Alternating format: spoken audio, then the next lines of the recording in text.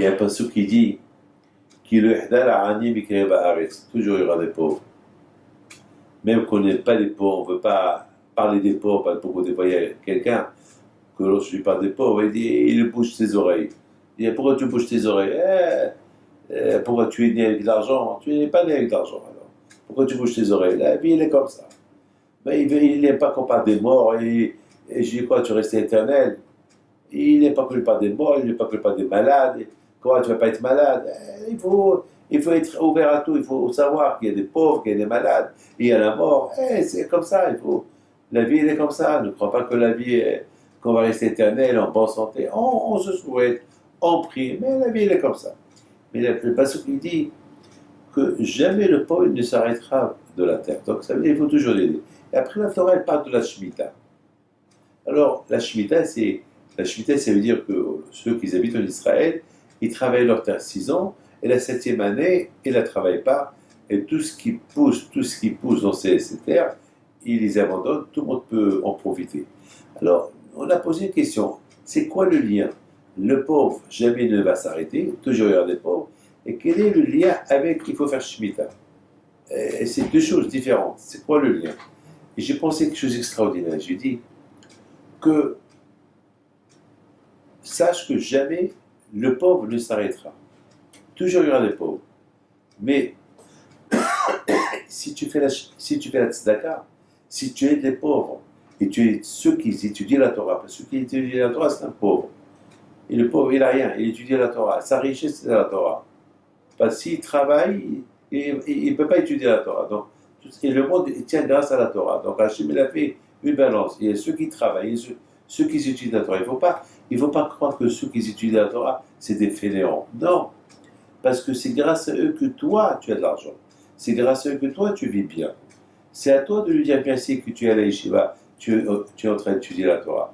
Lorsqu'il vient chez un pauvre qui demande de l'argent, il faut bien l'accueillir, il faut lui dire merci. Pourquoi? Parce que il se peut qu'il y ait une xéra sur toi, et grâce à ce que tu donnes, la xéra elle est annulée. Donne n'importe quoi, même $1, même 50 centimes, mais il faut donner. Ne dis pas non.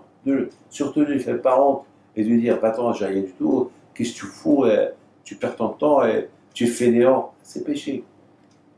Une fois, je ne vais pas vous dire, une fois j'ai entendu quelqu'un qui a dit à un rabbin, vous êtes des fainéants, au lieu d'aller travailler, voilà, vous venez nous demander de l'argent, pourquoi on doit vous donner? Alors moi je lui dis, ne lui donne rien du tout, mais pourquoi tu lui fais honte devant tout le monde? Pourquoi tu lui fais honte devant tout le monde? Mais vous savez ce que je me dis? Eh bien il mérite ça. Je dis alors, si tu penses ça de lui, tu penses ça de moi. Il dit non, toi tu es différent. Je dis, quelle différence entre moi et lui? Lui il est rabbin, je suis rabbin. Parce que moi je m'appelle Pinto. Alors moi je suis. Moi, quelle différence il y a entre Rabbi Haïm Pinto et Rabbi Shimon que tu vénères et lui? Il m'a dit, ah pardon, je ne savais pas. Je lui ai demandé pardon. Il lui a demandé pardon, il a donné. Et le même jour, il a eu un grave accident. Mais grâce à Dieu, il est sorti bien. Je dis, tu as vu? C'est grâce à la tzedaka que tu as donné ce matin, malgré que tu l'as fait honte. Voilà, le bon Dieu t'a sauvé ta vie.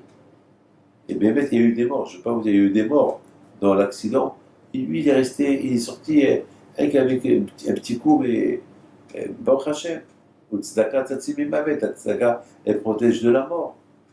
Alors, c'est la raison pourquoi la Torah dit que lorsqu'on s'occupe des pauvres et on leur donne, alors Hachem il va nous donner qu'un jour, on a beaucoup de terres et qu'on aura le zéro de faire la Shemitah. La Shemitah, imaginez-vous, la Shemitah, ça veut dire je vais avoir beaucoup de terres et je vais gagner beaucoup d'argent pendant 6 ans et j'aurai le mérite d'abandonner ma terre la 7e année pour les pauvres, et sachant qu'après cette année-là, quand je pourrais me donner 3 fois plus. C'est-à-dire que ne crois pas que si tu donnes, tu vas perdre. Au contraire, en donnant, tu vas gagner. Et hier à table, j'ai dit à mes enfants, ne croyez pas qu'on perd lorsqu'on donne. Au contraire, lorsqu'on donne, on gagne. C'est psychologiquement, les gens, ils croient qu'ils perdent. C'est pas vrai. C'est en donnant qu'on gagne.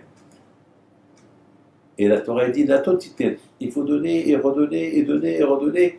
Il ne faut pas. Hachem dit, testez-moi. Asher qui dit Asher. Tu fais le maaser, tu deviens riche. Testez-moi, Hachem dit. Alors testez-le, avec que Dieu vous protège.